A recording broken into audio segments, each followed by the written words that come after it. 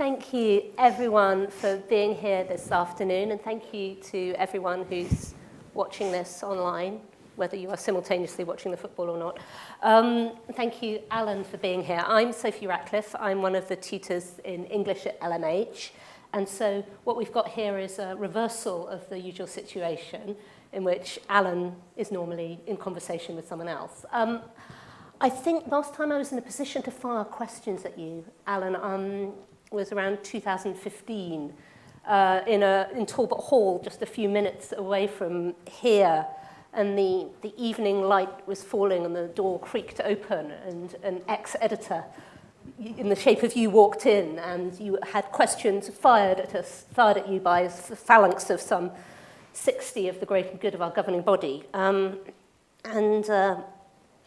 ready to ask you why and how and what you wanted to do as the principal of LMH. And as we know, you got the job and did the job. But today it's just me and you. And it's not an interview, it's a conversation. But it does feel, for me, like a pretty significant opportunity and an honour to ask you how it's been and what it was like before you got here and what's going to happen afterwards. I'm going to finish, after we've spoken, we're going to have some questions from everyone who's here in the room today, and also from everyone who's listening and watching online. And then after that, there's just going to be a few thanks, not sort of a full Oscar speech, but don't disappear. And I was wondering how to structure this. I've had some people going, oh, looking forward to your interview, with that sort of look like tank of sharks. So I thought, given I really like objects, I'd ask you whether you could bring a few, we could have a bit of a show and tell. So I can see you've got a cardboard box down there. And we might in some way think about your time before, during and after LMH through material culture, or we might just have them as emotional support objects. But yeah, so people gave me the impression I should be a bit nervous doing this. Do you get nervous doing interviews? Do you like it? Interviewing other people? Interviewing other people. Not if I've had time to do research. I mean, sometimes I don't, and you go in and you feel underprepared. Mm-hmm. And then you're completely at the mercy of whether you're talking to somebody who gives very short answers, and suddenly you're thinking, we're never going to get through this hour, or whether the opposite is the problem. And how about being interviewed? Because I did a little bit of YouTube research, and you don't give a lot away emotionally. I mean, I think that's why people are implying this might be difficult, because you're famously quite low temperature. But do you like being interviewed?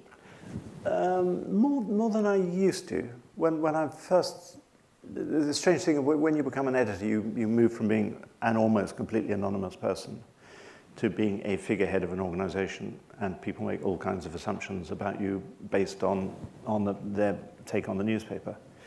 And it so happened that within days, actually, of taking over The Guardian, we were landed into a number of very high-profile, heavy libel actions. So the first one was Neil Hamilton, all cash for questions and all that kind of stuff. Then it was Jonathan Aitken, The Sword of Truth, the Police Federation, and suddenly you were on the receiving end, or people were saying, come into Newsnight and be on Newsnight Live with Neil Hamilton. And I had wonderful Joe Murray there later sort of took me in hand and told me how to behave and how to be trained. And so when I think back, the madness of going live on Newsnight with Neil Hamilton to argue it out with a very seasoned politician and television performer. So I was nervous then, but I got sort of used to it later. Mostly. How did you deal with being nervous? I don't think I did. I mean, you just had to do it. And in those days, I don't think we even had a press officer. Maybe we did.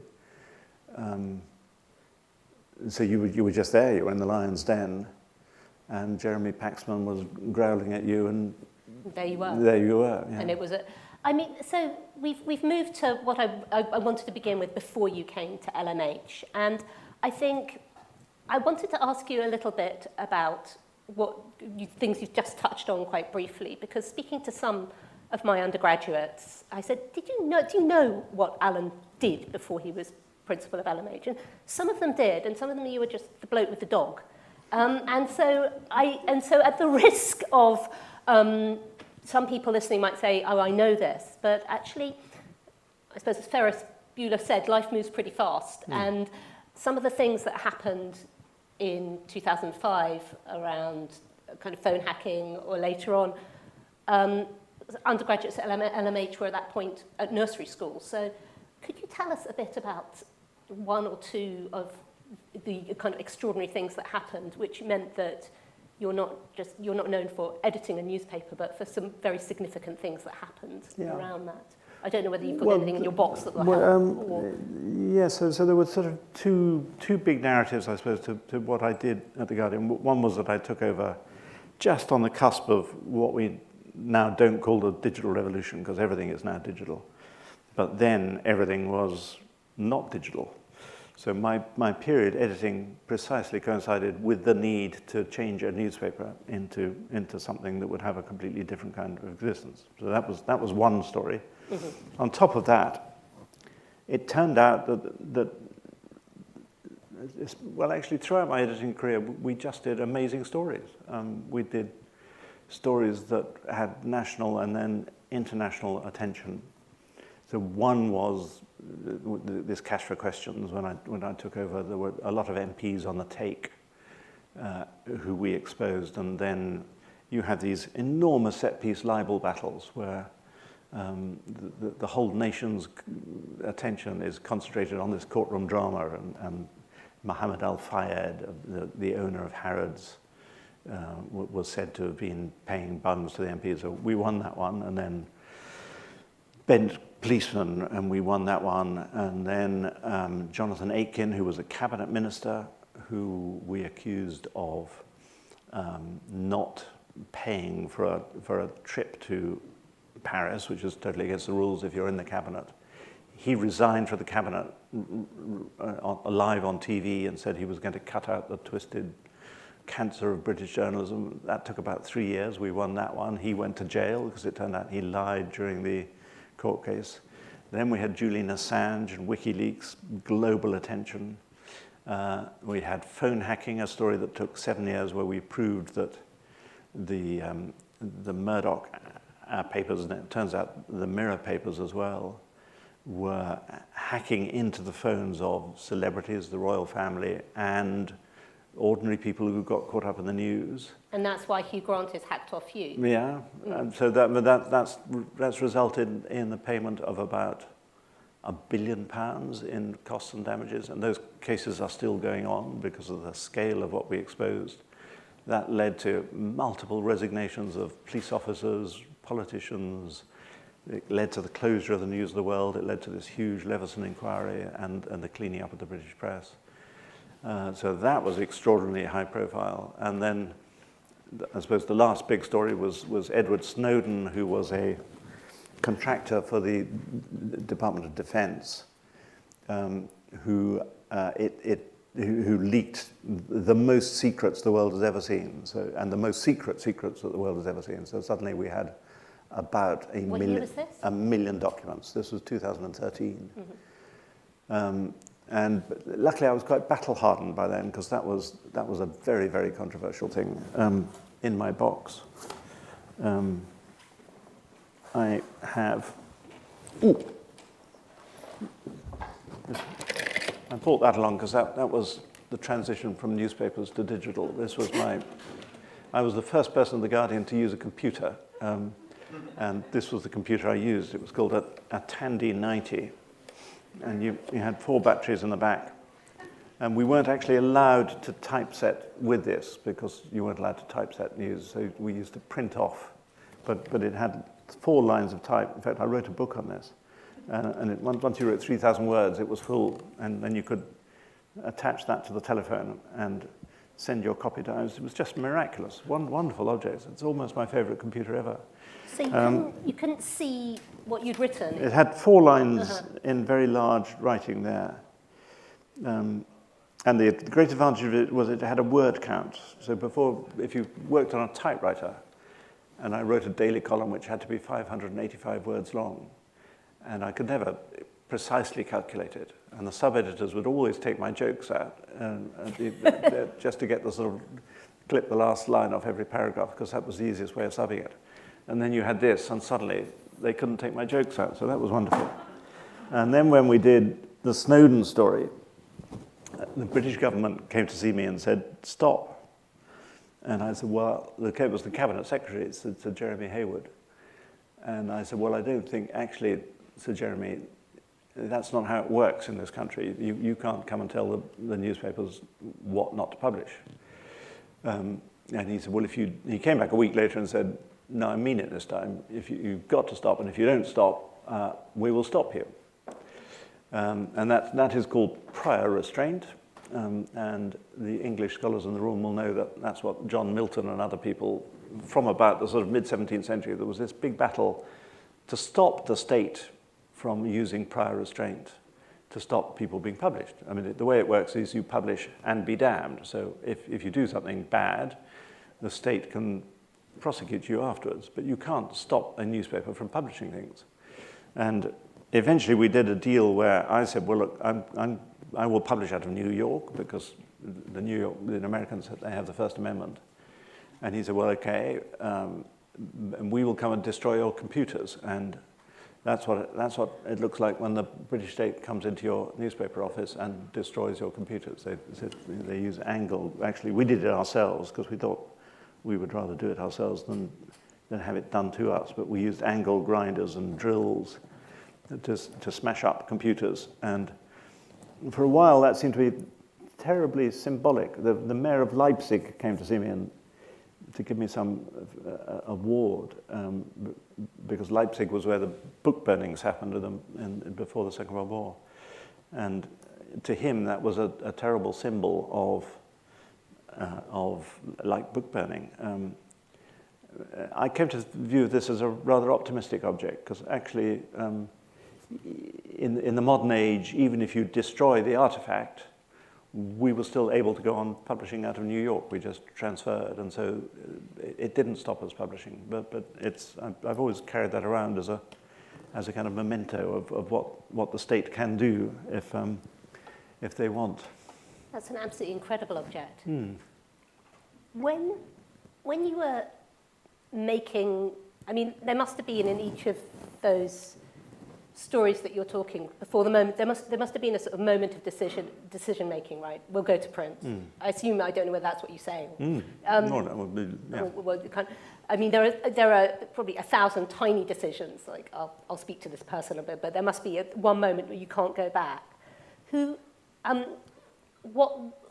you were to take one of those stories and which one felt the biggest for you and the most frightening? Well, actually, probably the phone hacking story, because actually, although it is scary to take on the CIA and the Pentagon and the NSA and the GCHQ and the British government, that's not comfortable. But nevertheless, taking on the Murdoch organization, because they're likely to hit back viciously, which they did. For years. I mean, they just lied about it for years. They just said it didn't happen. And there came a point where I had to have my home swept twice because I was told that there had been bugs placed inside my home. And in a sense, you were also taking on the whole of the British press. The British press operated on, and I think is going back to this now, on a kind of omerta. We don't wash our dirty linen in public, and The Guardian has let the side down by writing about what we do. And so The Guardian was immensely unpopular in all kinds of ways with most newspapers.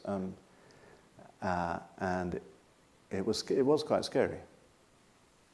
And yeah, I was going to ask this question later. But I mean, how do you deal with? So there's the question of fear if you're thinking about your home being swept, and the question of not being liked and doing things that are unpopular. How did you negotiate in that? the end, I think particularly as a newspaper editor, your job is to, you make the decisions about whether things should be published or not, so there's a big sort of judgment call, but once you've published it, your job is to defend it. And generally, the reporters have taken much more risk than you have. You know, sometimes in difficult parts of the world, risking their lives. And I had situations where I had to fly out and get people out of hostage situations. I once slept in the office for a week because a reporter had been taken hostage and was somewhere up on the northwest Pakistan border. But Nick had taken the risk on that story, and he needed protecting. And if you're not, as an editor, prepared to back your reporters, you shouldn't be doing the job. So I think you look in the shaving mirror and you think, am I up for this? This will be very unpleasant. I could go to jail, which I could have done with Snowden. How close did you think it was? Well, they investigated me for 4 years, the police did. So I assume they wouldn't have spent 4 years investigating me if they weren't serious. But no one ever came to see me, so it never came to anything. So, but I think you have to have a deep conviction, just as I did about. I mean, this may sound pompous, but if the cabinet secretary is there telling you not to publish, you have to dig into your knowledge of the battles that far braver people than I was, fought in order to establish that the press should be independent of government. Very important, the Pentagon Papers in 1971 in America. The outstanding example of Nixon trying to use prior restraint to stop the New York Times and the Washington Post. And in the end, you either believe in a free press, in which case the newspaper editor has to make those decisions, of course can go to jail afterwards, or you don't. And so when you find yourself in the hot seat and the government is saying, we're going to stop you, I think your job to press history and to the sort of legacy of the people who went before is to behave in a brave way.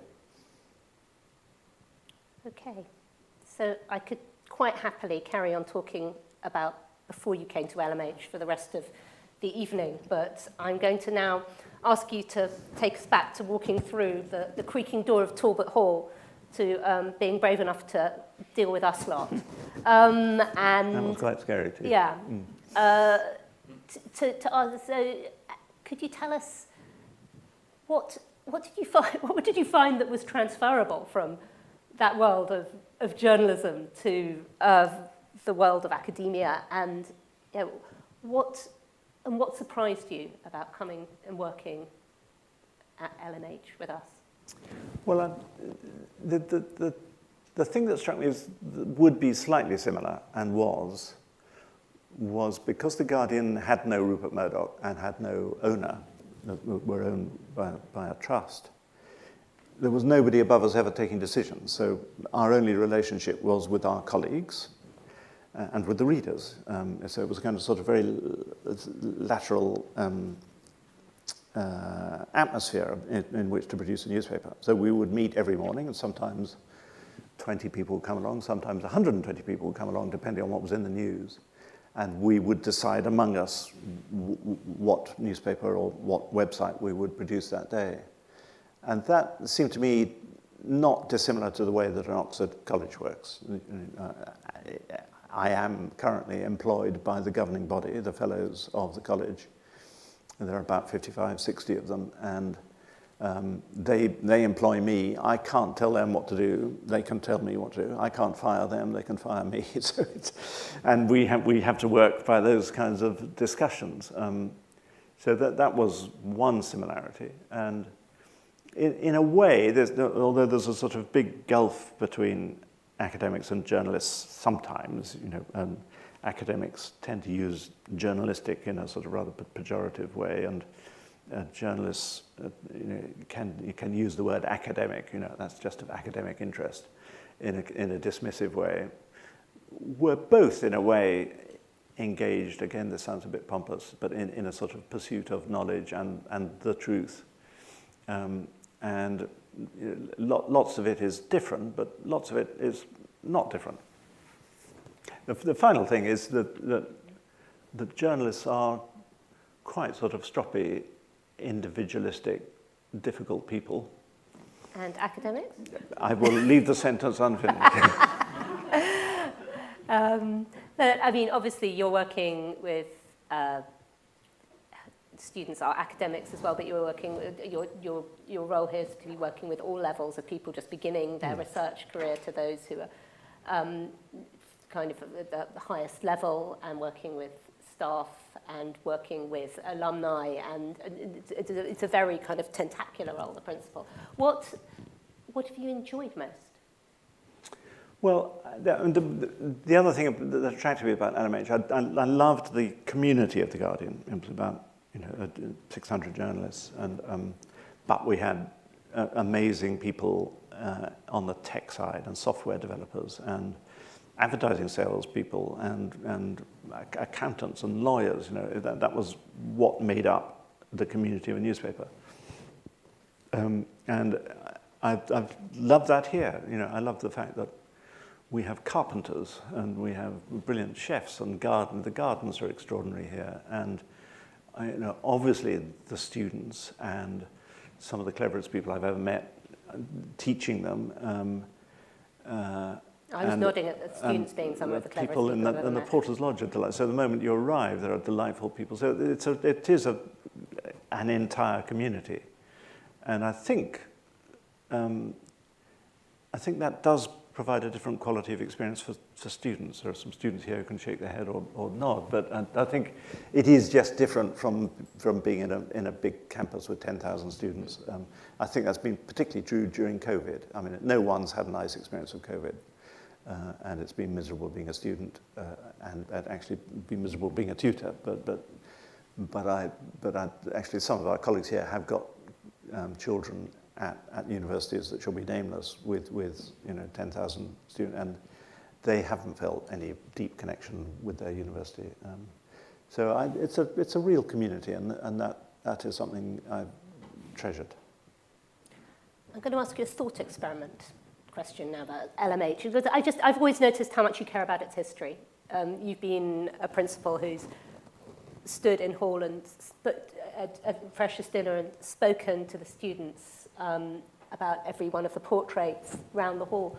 So I was reading a book called Hot House, which was set in LMH in the 1920s. If you could go back in time and meet a former principal or academic from LMH and ask them, who would you go back and chat to? Or who would you like to meet? When would you go? Would you go to the founding, or would you go? Well, I would love to have met Edward Talbot and his wife, Lydia, who I think were extraordinary. I mean, Talbot was principal of, I always get muddled up, what's the head of Keble called? Rector, warden of Keble at the age of 25. And at about the age of 27, he was bored with Keble because he was running Keble. And Keble had grown out of a sort of immense argument about the Tractarians, and an argument that's long since extinct, I think. And he had the idea of setting up LMH. And I think he must have been an extraordinary man. And so he would have been a fascinating figure. I mean, Miss Wordsworth, the first principal, obviously had tremendous stamina and strength. I think she was quite a conservative person. Helen can nod or shake, but she actually didn't really believe in women going out to do extraordinary things in the world. She thought she was training them up to be dutiful wives, and when the suffragettes movement came along, Miss Wordsworth was definitely on the wrong side of the argument there. Nevertheless, she had an amazing ambition to just build, and to put LMH's footprint on the ground. And then someone like Linda Greer, who was here for about 25 years, and obviously a powerhouse of a woman who got the rest of the college built, in the 1930s. So there have been some formidable people who have been in this job. Do you have an LMH object in your? Well, I do, but it sort of jumps right to the present day, and that's fine. So this was right from last week, so I spent most of the winter teaching in a gazebo in the back garden because we weren't allowed to meet in any other circumstance. And last Tuesday, was it? A bunch of young people who were or had been on the foundation year dropped in, and we all had pizzas in the gazebo, and they presented us, Lindsay and me, with this amazing thank you card. Oh. And I almost cried reading it because I think there are 27 people here, and in 27 different ways, they all talked about how the experience of being in Oxford had transformed their lives. And that was the point of the foundation year. And, you know, you can lead a long life and not change anybody's life, but to have 27 people come along and be there on the evening and say thank you, not particularly to me, but to LMH for having the courage, as they did in 1878, 1879, to admit people who had been excluded. LMH again had the courage to do that with people who weren't getting into Oxford because mainly through economic barriers. They came from backgrounds where their education didn't really allow them to get A stars that other people who'd had more fortunate lives. And Oxford didn't know how to deal with those people, and the foundation year is a very good way of doing it. And having been here now through 5 cycles, they're beginning to leave, and they're going on to incredible jobs and earning big money and doing all the other things at Oxford. And you know that's going to transform their lives, it's going to transform the lives of their families. It's going to inspire other people from similar backgrounds to come to Oxford. And it was just incredibly moving last week to see these young people just turn up in the gazebo, stuff their face with pizza, and say goodbye and thank you. It was wonderful. I find, I find people saying goodbye at university particularly, Awful. I have to just pretend that they're just saying goodbye for a little bit and coming Mm. back again soon, which I think is one of the best things about being part of a college, that it is. What did I want to ask next? Yeah, what would you say to someone about why would someone want to be a principal? What difference can one make? I think it very much depends on the college. So there are 38 different colleges at Oxford. Some are dead posh and have been there forever and are loaded with money. And frankly, there's not much incentive to change. You know, why would you change? It's doing what it was there to do, and it probably never will change very much. I mean, Oxford's been around for 800 years, and it has a remarkable capacity not to change, for good or worse. But I think a college like LMH has to change a bit, you know, because it came across through this instinct, which was all about change. It was about changing who came to Oxford. So I think that there's sometimes a mismatch. You know, you get a principal who is desperate to change, and the college doesn't want to change, and sometimes you get some who come along and just want to keep the lawns mown and the port in the cellars, and so it's a delicate relationship. Sometimes it goes horribly wrong, but when it goes right, it's a very nice and harmonious thing. I was thinking about people who might be watching this who are graduating, heading off, hunting for a job. And I was thinking about sometimes you can look at the outside world and it's full of people's successes. And I remember on Twitter someone was circulating a CV of their failures, all the grants they never got, all the jobs they didn't get. It's on record that you didn't get through your 11 plus, but you've gone on and done done so much and made such a difference. What would you say to people heading off into their kind of trying to get a job? I mean, I know I'm speaking to students, they're saying applying, they're getting nowhere. Yeah. How does one get through failure? Any words of advice? Well, I mean, my own experience was that luck luck plays a big part. I mean, I started on the Cambridge Evening News a week after I had left Cambridge. That was kind of lucky because I'd sent off a couple of columns and they had been used. After 2 years on the Cambridge Evening News, I was desperate to move to Fleet Street, and I wrote a long letter. I went for an interview at the Times. I didn't get a job there. I did some shifts at the Evening Standard. I didn't get a job there. I wrote to the Guardian. They didn't bother to reply. This is great hearing this. This is very cheering for anyone who's just writing off and not getting anywhere. And then a year later, so I sat in Cambridge for another year, and then I thought, I liked the Guardian, so I wrote them another letter. And the luck had it that a reporter had just left, and they needed a reporter. And if I hadn't written that letter at that particular time, I would probably still be in Cambridge, So I think, quite a lot of young people come to see me as they go, and I mean, it's not like it was 50 years ago. I mean, you're going to have to work much harder in some circumstances, in some professions, or in some walks of life. But you have to just keep trying, and one day you will be lucky.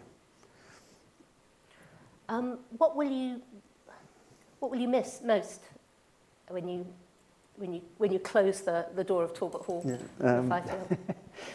Well, it is extraordinary. I mean, every morning I get up and take the dog out around the gardens, and I know that walking around the streets of Kentish Town is not going to be the same, frankly. Stepping over the drunks and the piles of vomit from the night before. That's London, not Oxford. Is not going to be the same. No. That sort of the company of living amongst incredibly clever and interesting people. I mean, of course, there are clever and interesting people in London, but that walking out of the front door and the students, the students have been. It's a lovely age. They come at 18 and they've just stopped being horrible teenagers.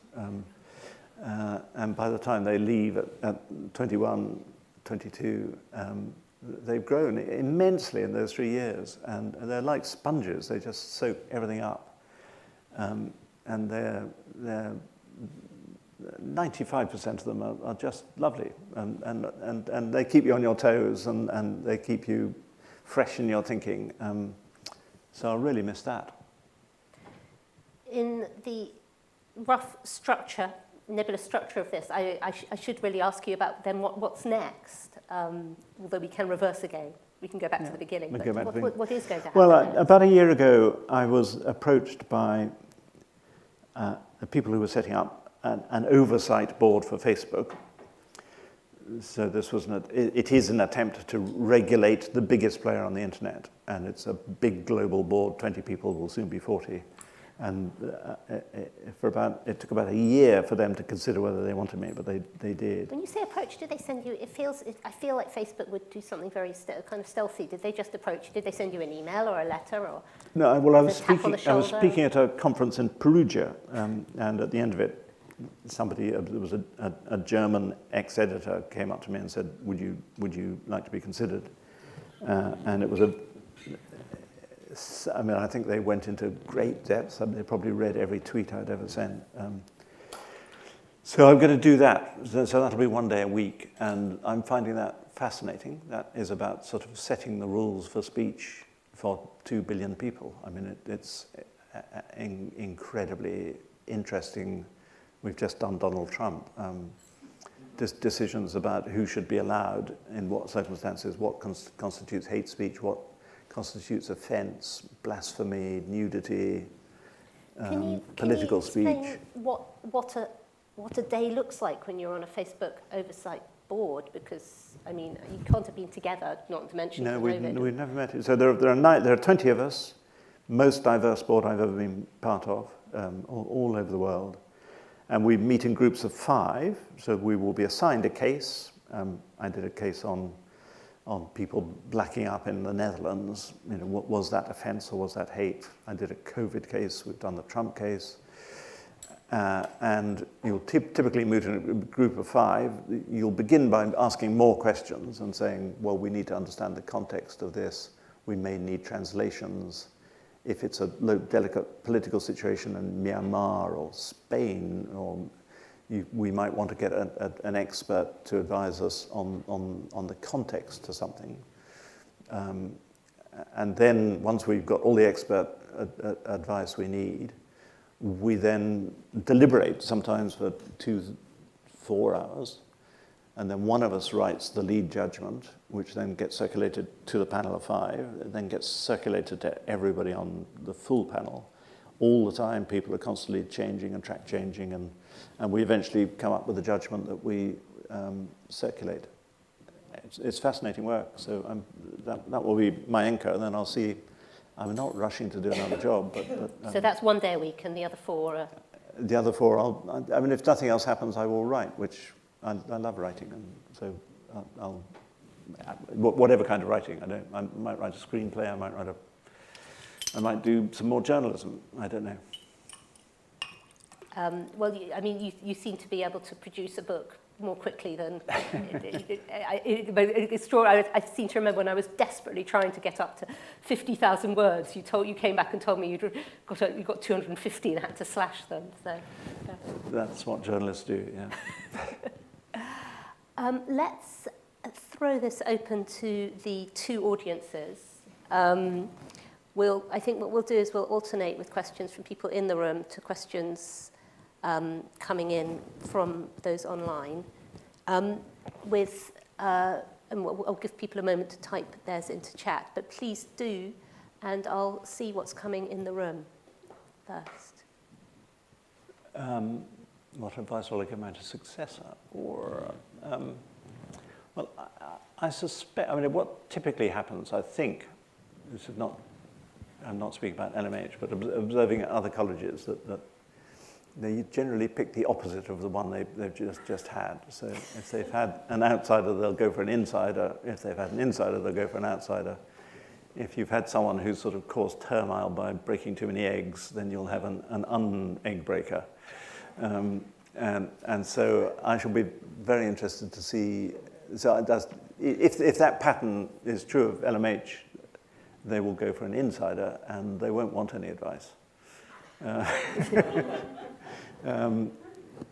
If they go for an outsider, if they repeat the terrible mistake of having someone like me, I will sit down and explain where the bodies are buried. I should have, by the way, mentioned, because Susan Wallenberg is sitting there. So Susan, I'm sure everybody either in the room or on the call knows that Susan was a tremendously distinguished professor of music here. And apart from the delights of actually all the people in the room, all of whom have been wonderful, including Helen, my treasured vice principal, Susan and I have played the piano together most weeks for the last 5 years.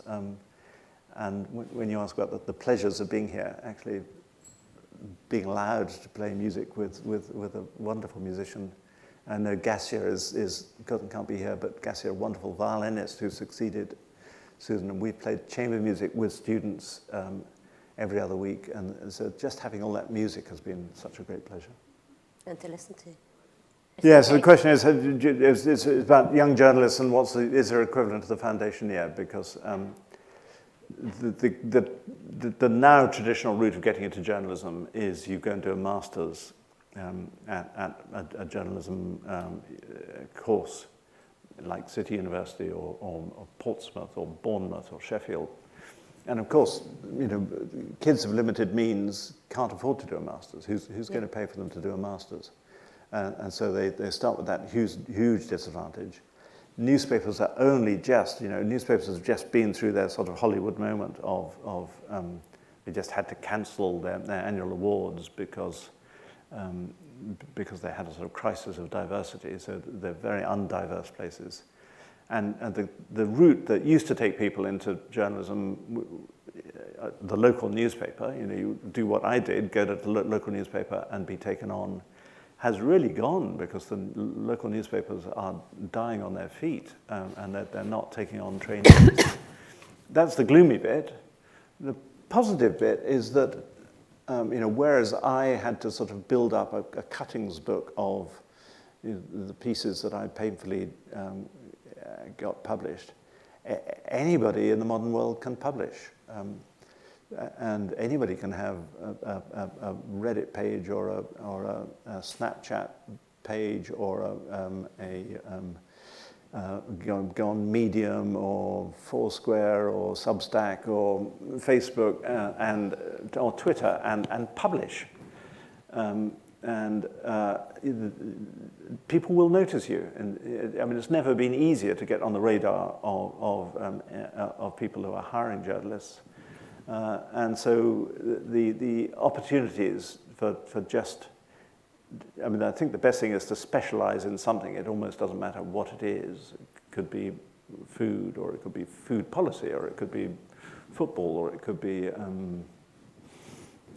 mean, this incredible figure called Bellingcat, Elliot Higgins, was somebody who literally began sort of working out of his garage and became a specialist in fragments of weaponry in Syria. I mean, name me something geekier than that, apart from Todd Huffman, who's sitting there, who works on even geekier stuff than that. And yet he's now sought after all over the world because he is the expert and has developed extraordinary techniques. He's just written a book about it, in which he can use amazing forensic techniques to track down almost anything on the internet. He was the person who identified who the Russians were who were in Salisbury trying to kill people.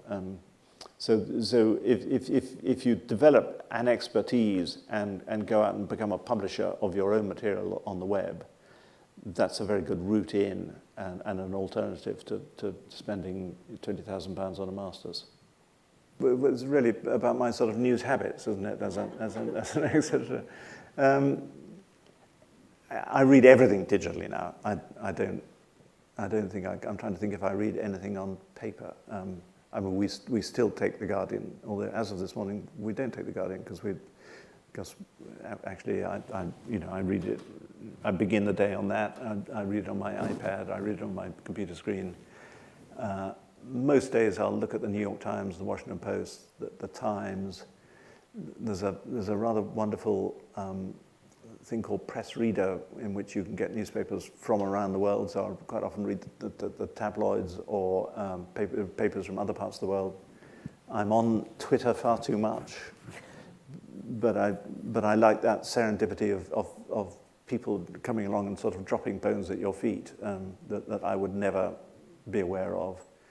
I think there's the main things, and then I sort of read weekly journals, and then there are sort of there are some web startups that there's sort of BuzzFeeds.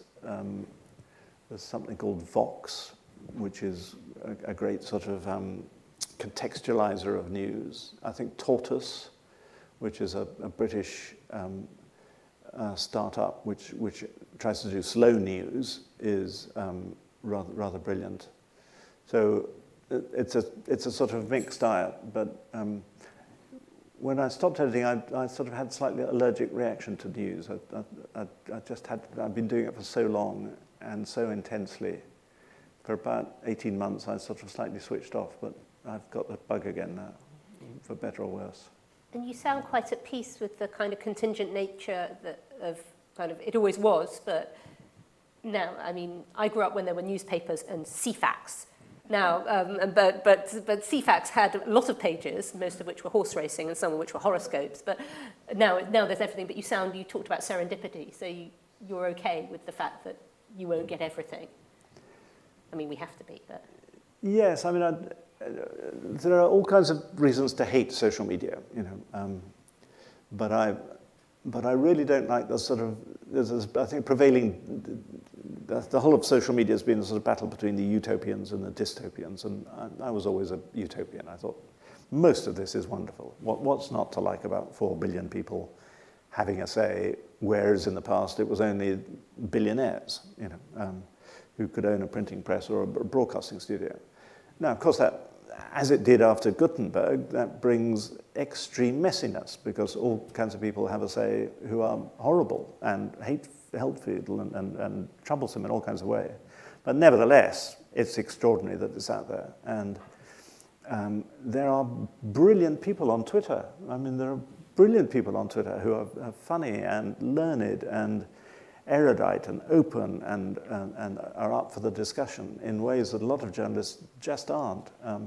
And I discover all kinds of things from following extraordinary people on Twitter, as well as all the horrible stuff. I mean, this is partly why I wanted to do the Facebook job, is that I think there's an instinct now where a lot of governments are saying, oh, we've just got to regulate them, and we must stop this. But stop what? I mean, one of the fascinating things that we discuss when we sit in our groups is we can't really decide what Facebook is. For a long time, for about 10 years, the platforms, but platform's not a very helpful word because it doesn't really tell you what it is, but the argument was we're like the post office and stuff travels down our tubes, but you can't hold us responsible for it any more than you would hold the Royal Mail responsible for somebody sending somebody a threat through the mail. Well, that's changing, and people are saying, oh, no, come on, you are publishers. And that's partly right, but they're not publishers in the sense that The Guardian was a publisher. So if you're actually going to say to Facebook, you are responsible for every one of the billion pieces of content that are published, then that's the end of Facebook. You know, nobody could take that risk. And I think lots of the people who want to attack the social media companies actually don't believe in social media. They don't believe in 4 people having a say. So it's going to be incredibly difficult to work out what this entity is and how to regulate them. But sorry, that's a long way of answering your question, which is to say, but I do find it quite often and invigorating and funny. You know, there are very funny people on social media. I mean, the response to Matt Hancock last week, the joy that people were taking was just funny. My last object in my book was I was sitting in my office one day and an LP arrived by a band I'm sure you're familiar with, Woog Riots, a German combo. And this band was, this album was called Alan Rusbridger, which was quite extraordinary. And I couldn't understand why I had suddenly become an album. And so I'm just going to show you 2 clips. I'm going to show you one clip that explains this thing that happened. And at the height of the Edward Snowden affair, I was called by the House of Commons to come and give evidence to the Home Affairs Select Committee. In the next door room were 2 policemen who were investigating me. That was scary. That was scary to be in front of a parliamentary committee live on TV. And some of the members of the committee were determined to get me to admit to a crime so I could be arrested afterwards. And then suddenly this question happened, if you can... to defend publishing some of Snowden's leaks, only to face a question he'd not expected. You and I were both born outside this country, but I love this country. Do you love this country? How do you answer that kind of question? We live in a democracy. Most of the people working on this story are British people who have families in this country who love this country. I'm slightly surprised to be asked the question, but yes, we are patriots, and one of the things we are patriotic about is the nature of the democracy and the nature of a free press and the fact that one can in this country discuss and report these things.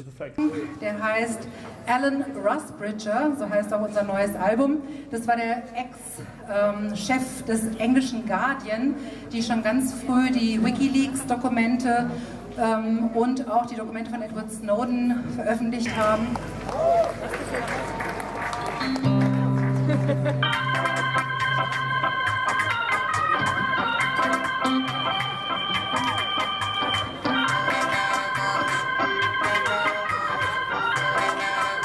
I love this country. Do you love this country? Do you love this country, Alan Rusbridger?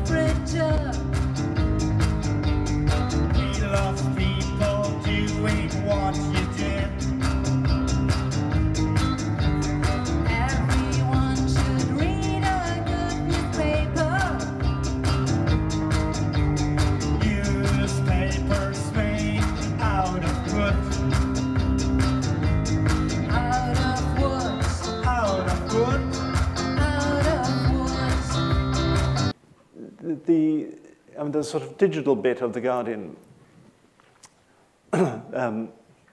made me think that being a traditional leader just wasn't going to work. So, if traditional leadership is you stand at the front of the room and say, follow me, here's my flag, I'm going to lead you to the... You can't do that in the middle of a revolution because you're probably going to be wrong about half the stuff. And you're going to be constantly surprised. I mean, who knew that in 2006 Facebook would start up, or that Facebook would have anything to do with the news business, and yet it's practically wiped out the news business. Or that the iPhone would do what the iPhone could do, 2006, or that Twitter. So all these things, you can't just stand up in front of a room and say, follow me.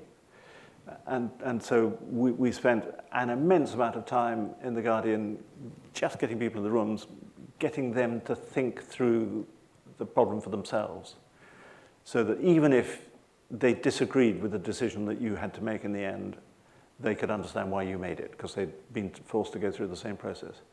And that sort of spreading of decision-making through an organization of 1,000 and 1,500 people was, I think, a completely new way of doing things. And as I said earlier, it's not dissimilar to the sort of Oxford way of decision-making, in which actually the principal in an Oxford college is almost the least powerful person. It's almost designed that way, especially in some colleges, to make them incapable of becoming, the charismatic, follow me leader, because that's not what they want. And I think that's probably how leadership is going to work in the modern world. And I think it's actually a better way of leading, because it invests people with more authority and agency than if they're simply doing what they're told. Well, having spent 40 years as a journalist, it's very easy to think that journalism is the sort of predominant framing of the world. And I think it's not, by the way, it's not a bad framing of the world, given what journalism is. But I've being plunged into the academic environment for 6 years, I've very much appreciated the rigor of academics and their transparency and the spirit in which they don't expect you to believe them. They produce the evidence. So the footnote is the sort of a device that academics use to say, well, this is how I know what I'm telling you, and you can go and test this for yourself. And I've sort of watched scientists like Todd and how they operate. No scientist would ever expect another scientist to take on trust what they do. They say, this is how I've arrived at the conclusions that I've arrived at, but go and test it for yourself. And I think that's such a valuable discipline. And sometimes when I go and talk to journalists, I say, actually, you should be learning from academics, because people don't trust journalists. And if you took more trouble to show how you know stuff rather than expecting the audience to believe it, journalism would actually do better in the trust stakes. So that's sort of just reframing of learning how people who come from a different world deal with some of the same issues of knowledge and trust that journalists have in a completely different way, and how we could learn from each other has been a fascinating learning experience. As a great lover of footnotes, I find that very comforting. I remember going to do some thing about pop kind of showcasing my research for a TV audience, and they said, you've got to stop attributing things to other people. And I said, but I can't. They said, you're just not enough of a tart to be doing this, so you've got to stop. Well, the link... It's in my, to say, I owe this thought to this person. The link is the modern equivalent of a footnote. I'm not going to explain this in detail, but here's the link. If you're interested, this is the report, or this is how I know what I'm doing. And when I was talking about, of course we could talk about all the disadvantages of social media, but these 21st century techniques of trust, which you find in particularly people who haven't been journalists. So you get this thing in Twitter now, where you get a thread. People will make actually quite a complicated argument in series of, in little sort of 2 or 3 sentence bursts. And what they tend to do is to say, here's the link, here's a screenshot, this is how I know what I'm saying. And by the way, if you don't believe me, or if you want to challenge me, go ahead and challenge me. You can comment on every little one of those threads. And by the way, I will engage with you, and I will come and respond. And finally, if I get anything wrong, I will correct it within minutes, because a minute is a very long time on the social media, and anybody who leaves things uncorrected, once it's been pointed out for everybody to see that it's wrong. Well, those seems to be model ways of establishing trust. How do most journalists behave? They won't link to anything because they don't want anybody to go outside their newspaper. They don't want to respond to any. They hate challenge. They're not interested in comments underneath articles. They're certainly not going to respond to them. And if you've ever tried to get a correction out of a newspaper, you'll know how hard it is to get a newspaper to correct things. The newspapers are sitting there thinking, why does nobody trust us any longer? It's so unfair. We're journalists. Whereas elsewhere in this new information ecosystem, people are actually behaving more like academics and saying, well, we don't expect you to trust us. We have to earn that trust, and this is how we do it. We're just beyond our hour. So unless there probably are champing questions online, but I think I should probably draw us to a close.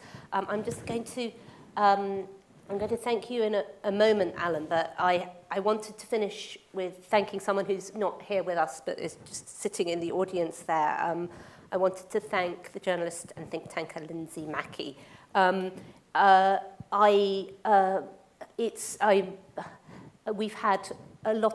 We haven't had the right opportunities to thank both Lindsay and Alan really because of COVID. So I may not be the right person to be doing it, but I have the mic and I have the audience who are there listening, and I know everyone would want me to be doing this now. I think when you take on being a head of house, it's well known, but it's often overlooked or not said that your partner and your family take it on as well. And they take on its pleasures and its delights, and they also take on all its problems. And so while continuing her own work in journalism and in policy, Lindsay has, during her time here at LMH, offered thousands of acts of generous hospitality. She's thought through problems and strategies within the college, particularly in the area of welfare. She's shared her intelligence, her imagination, her fridge, her spare rooms. She's shared her beloved dogs, the late, great Hamish and Bonnie, as well as the redoubtable Brodie. She's someone who understands what local community means in the sense of local community of a college, and also the power of small and local communities, and that to be powerful, they need to be porous and be open to others. And it's to do with this understanding that Lindsay's contribution has not just been to LMH, but it's been to the university and to the city as a whole, particularly her extraordinary contribution to CARA, Centre for At-Risk Academics, and for those which is committed to supporting academics who are forced to leave their home country and their country of residence to seek asylum due to war or oppression. Lindsay has been an unsung presence for students seeking welfare support, and I know many of us would really want me to say this, that we owe her so much, students, staff, support staff, everyone, and how much we appreciate her kindness, how much we've enjoyed her company, her wit, her warmth, her joyful presence. And I know that what I've just said now is completely partial and completely inadequate to the massive legacy that you've given us at Lady Margaret Hall, but it's important that I've had a try. And that is said and known. And Ashley, I think, has a very small token, Lindsay, to give you now.